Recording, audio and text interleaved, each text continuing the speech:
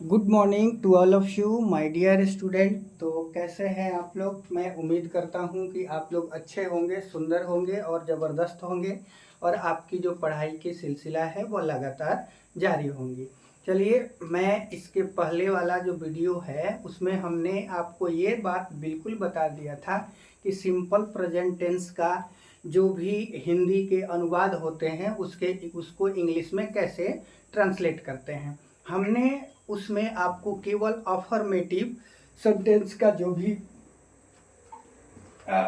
वाक्य था उसको हमने आपको बताना सिखाया है। अभी जो है सिंपल प्रेजेंट टेंस में देखो बाबू, यह जो दिखाई दे रहा है ना, यह अफर्मेटिव का स्ट्रक्चर है। जैसे अगर हम कहें कि राम आम खाता है, क्या करता है, राम आम खाता है। तो इसमें देखो, इसमें ना कहीं भी या नहीं वाला जो वर्ड है कहीं भी यूज हो रहा है, नहीं हो रहा है, इसलिए हम लोग इसको अफर्मेटिव बोलते हैं। AFFIRMATIVE, इसको हम लोग क्या बोलते हैं, अफर्मेटिव बोलते हैं।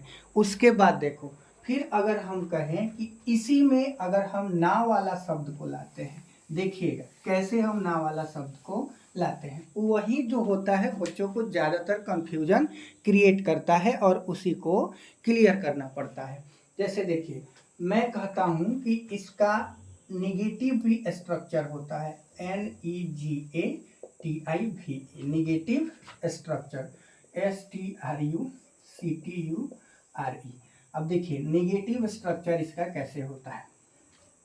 अफर्मेटिव में हम लोग पढ़े कि सब्जेक्ट प्लस V1 या V5 प्लस ऑब्जेक्ट, वैसे ही निगेटिव का स्ट्रक्चर हम लोग पढ़ेंगे सब्जेक्ट प्लस डू या does plus not plus object. क्या पढ़ेंगे, सब्जेक्ट प्लस डू या does plus not plus object पढ़ेंगे। अब देखना बुआ, अब हम कहते हैं कि यहाँ पे डू है, यहाँ पे डज है, नॉट, फिर डू है, डज है, नॉट है और ऑब्जेक्ट है। कहाँ पे हम डू का प्रयोग करेंगे और कहाँ पे हम डज का प्रयोग करेंगे। अब आप लोगों को हम प्रीवियस जो क्लास दिए हैं उसमें आप लोगों को लेकर के चलते हैं। प्रीवियस क्लास में हमने आपको बताया था सिंगुलर सब्जेक्ट क्या होता है, प्लूरल सब्जेक्ट क्या होता है, सिंगुलर सब्जेक्ट के साथ क्या लगता है, प्लूरल सब्जेक्ट के साथ वर्ब का कौन सा रूप लगता है। वैसे ही अब देखिए, हम आपको बताएं, यहाँ पर सब्जेक्ट लिखा हुआ है, डू लिखा हुआ है, डज लिखा हुआ है, नॉट लिखा हुआ है और ऑब्जेक्ट लिखा हुआ है। तो बाबू हमने आपको बताया था SINGULAR, सिंगुलर सब्जेक्ट, SUBJECT। हमने आपको क्या बताया था, सिंगुलर सब्जेक्ट। और सिंगुलर सब्जेक्ट में हमने आपको क्या क्या बताया था, थोड़ा इस बात को भी आप लोग क्लियर कर लीजिए। सिंगुलर सब्जेक्ट में हमने आपको ही बताया था, ही सिंगुलर सब्जेक्ट है, सी सिंगुलर सब्जेक्ट है, ईट सिंगुलर सब्जेक्ट है और राम सिंगुलर सब्जेक्ट है। इसके साथ नेगेटिव सेंटेंस में हम लोग डज, DOES प्लस नॉट का प्रयोग करते हैं। किसका प्रयोग करते हैं, डज प्लस नॉट का प्रयोग करते हैं। लेकिन अगर वहीं बाबू यू रहे, वी रहे, दे रहे, राम एंड, देखो शॉर्ट लिख देते हैं RS, RAS का मतलब राम और श्याम रहे, तो इसके साथ हम लोग डू प्लस नॉट का प्रयोग करते हैं। किस चीज का प्रयोग करते हैं, डू प्लस नॉट। क्यों डू प्लस नॉट का प्रयोग करेंगे, क्योंकि ही, सी, इट और राम जो है यह सिंगुलर सब्जेक्ट है और सिंगुलर सब्जेक्ट के साथ हमेशा डू डज नॉट का प्रयोग करते हैं। We, you, they, Ram and Shyam, यह जो हो गया प्लूरल सब्जेक्ट है और प्लूरल सब्जेक्ट के साथ हमेशा क्या चीज़ का प्रयोग करते हैं, डू नॉट का प्रयोग करते हैं। लेकिन इसमें एक और तथ्य है जो थोड़ा ध्यान दीजिएगा। देखो आई जो है ना बुआ, आई सिंगुलर सब्जेक्ट है, लेकिन यह अपने साथ डू नॉट का प्रयोग करता है। क्या चीज का प्रयोग करता है? डू डू नॉट का प्रयोग करता है। क्यों आई के साथ हम लोग डू नॉट लगाते हैं? क्योंकि यह जो है एक्सेप्शन है। क्या है? एक्सेप्शन, यानी कि इसको अपवाद बोला जाता है। अब चलिए इस पे हम लोग वाक्य को बनाना सीखते हैं कि इस पे हम लोग कैसे वाक्य बना सकते हैं। देखो, अब हम इसको, ये तो आप लोगों को क्लियर हो गया होगा, क्योंकि जो बच्चे नहीं देखे हैं वो पहले वाला वीडियो को जाकर के देखें, उसके बाद उनको क्लियरली समझ में आएगा। देखो, इसमें हम आपको बता रहे हैं, जैसे हम कहें कि राम आम नहीं खाता है। राम क्या नहीं करता है? राम आम नहीं खाता है। तो देखो बाबू, राम जो है वो सिंगुलर सब्जेक्ट है, तो लिखेंगे Ram DOES does not eat mango MANGO। लेकिन एक बात और ध्यान रखना, जब निगेटिव सेंटेंस रहता है और डज लगता है ना, तो सभी सब्जेक्ट के साथ, सब्जेक्ट सिंगुलर हो या सब्जेक्ट प्लुरल हो, तो दोनों सब्जेक्ट के साथ हम V1 का प्रयोग करते हैं। इसका प्रयोग करते हैं, दोनों सब्जेक्ट के साथ हम V1 का प्रयोग करेंगे, क्योंकि डू नॉट और डज नॉट या सेंटेंस में इंक्लूड हो चुका है। जैसे फिर हम आपको कहें कि we do not eat food, हम लोग खाना नहीं खाते हैं। तो देखो, वी जो हो गया प्लुरल सब्जेक्ट हो गया, राम जो हो गया सिंगुलर सब्जेक्ट हो गया, और दोनों के साथ हमने वर्ब वन का प्रयोग किया है। किस चीज का प्रयोग किया है? वर्ब वन का प्रयोग किया है। क्यों वर्ब वन का प्रयोग किया है? तो बाबू, हमने दोनों के साथ V1 का प्रयोग इसलिए किया है ना, क्योंकि इस दोनों जो सेंटेंस है यह निगेटिव सेंटेंस है। कौन सा सेंटेंस है? Negative sentence.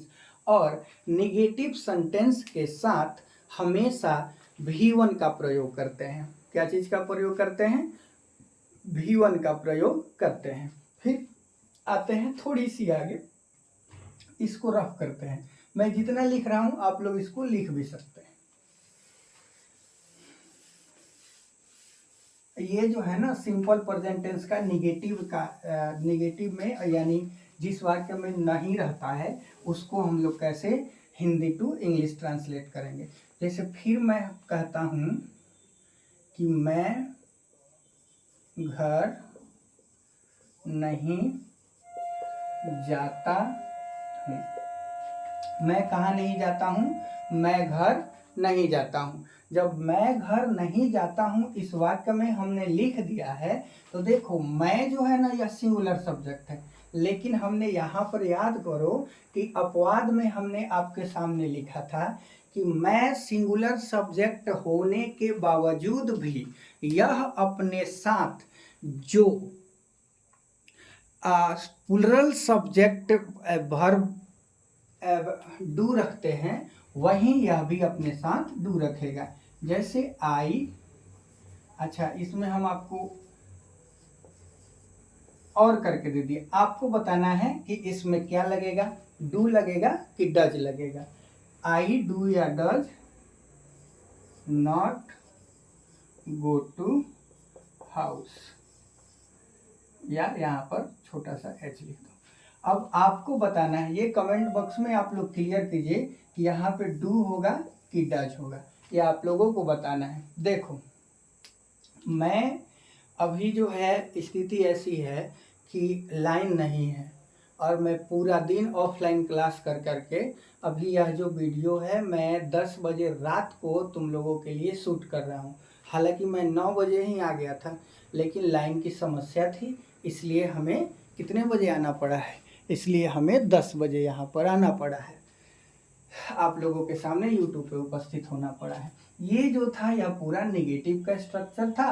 अब चलते हैं इसका हुआ इंट्रोगेटिव का। इंट्रोगेटिव समझते हो? किसी भी सेंटेंस में पहले जो क्या वर्ड लगता है ना, क्या वर्ड, उसी को हम लोग नेगेटिव बोलते हैं। जैसे कि मैं आपको बोलूं कि क्या तुम मैच खेलते हो? क्या तुम मैच खेलते हो? तो इसमें बताओ, इस वाक्य में पहले क्या लगा है कि नहीं लगा है? जब इस वाक्य में पहले क्या लगा है ना, तो हम लोग इसको क्या बोलेंगे? Interrogative, INTROGATIVE, interrogative, SENTENCE। कौन सा सेंटेंस बोलेंगे? Interrogative sentence. और इंट्रोगेटिव सेंटेंस में एक चीज कॉमन होता है, वो इसमें हमेशा जो क्या वाला शब्द होता है ना, वो हमेशा पहले ही आता है। तो इसका भी हम स्ट्रक्चर आप लोगों के सामने लिखते हैं, देखिएगा। अगर हम लिखें डू या does plus subject plus V1 plus object, do या does plus subject plus V1 plus object आप लोगों के सामने हमने लिख दिया। यह जो स्ट्रक्चर दिखाई दे रहा है ना, यह स्ट्रक्चर है सिंपल प्रेजेंट टेंस का भी, सिंपल प्रेजेंट टेंस का इंट्रोगेटिव का स्ट्रक्चर है। जैसे हम कहें कि क्या राम घर जाता है, हमने क्या लिख दिया? क्या राम घर जाता है। तो इसमें देखो, क्या राम घर जाता है, तो राम जो है वो सिंगुलर सब्जेक्ट है, तो सिंगुलर सब्जेक्ट के साथ अभी हमने बताया कि डज का प्रयोग करते हैं, तो इसलिए यहाँ पर हम लिखेंगे कि डज प्लस यहाँ पे क्वेश्चन मार्क छूट गया, question mark, does Ram go to house, HOUSE।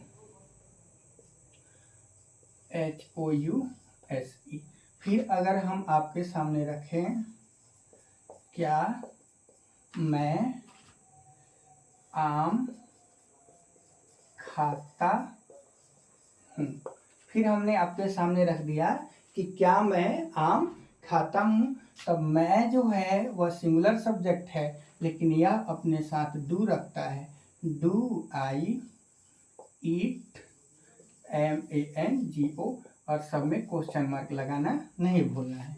यह जो था यह इंट्रोगेटिव सेंटेंस का था। इसके बाद जो आता है इंट्रोगेटिव सेंटेंस के तुरंत बाद, वह आता है क्या? इंट्रोगेटिव सेंटेंस के तुरंत बाद आता है WH क्वेश्चन। क्या आता है? WH question. WH क्वेश्चन जो है ना, वो भी किसका भाग है? तो WH क्वेश्चन भी इंट्रोगेटिव सेंटेंस का ही क्या है? भाग है। अभी तो देखो, अभी बिल्कुल लाइन नहीं है, अभी बिल्कुल जो कैमरा का फ्लैश है उससे मैं वीडियो को क्या कर रहा हूँ? शूट कर रहा हूँ। मैं जान रहा हूँ कि वीडियो का क्वालिटी अच्छा नहीं आया होगा, लेकिन कोई बात नहीं, हमें क्वालिटी से नहीं मतलब है, हमें इस बोर्ड से मतलब है, और इस बोर्ड पे जो लिखा जा रहा है उससे मतलब है। यह जो था सिंपल प्रेजेंट टेंस का इंट्रोगेटिव तक हम लोग पढ़े। मैं यही कह रहा हूँ, जाते जाते मैं एक छोटा सा बात आप लोगों को कहने जा रहा हूँ कि जो भी है एकदम ध्यान लगा के, कंसंट्रेट हो करके, अपने माइंड को फोकस करके, एक दिशा में अपने ध्यान को लगा करके, बिल्कुल आप पढ़ रहे हो तो पढ़ाई की तरफ ध्यान दो। ये नहीं कि हम पढ़ रहे हैं और हमारा ध्यान कहीं और है।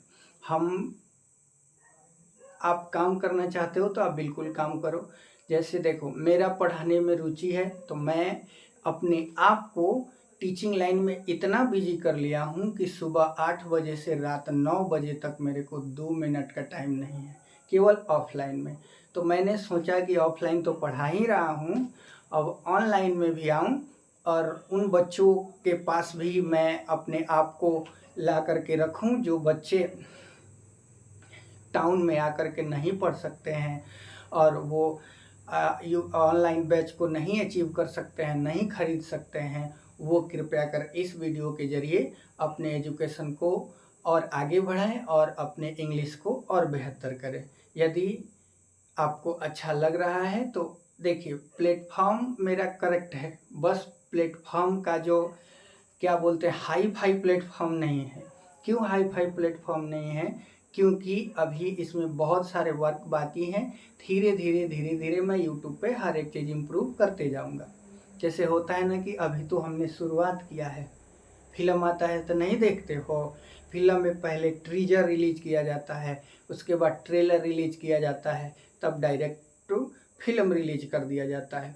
वैसे ही है, पहले अभी ट्रीजर हम रिलीज कर रहे हैं, इसके बाद फिल्म के आने से पहले हम ट्रेलर रिलीज करेंगे, और फिर ट्रेलर के बाद धीरे धीरे एक बड़े से हमारे पास पर्दा होगा और उस पे आप लोगों के सामने हम उपस्थित होंगे। बस आप लोग साथ बनाए रखिए, हम पे भरोसा रखिए, हम बिल्कुल आप लोगों के सामने हमेशा बने रहेंगे।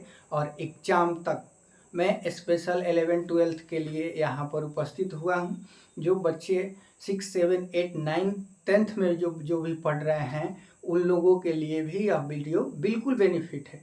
आप देखिए और पढ़िए। चलिए, धन्यवाद।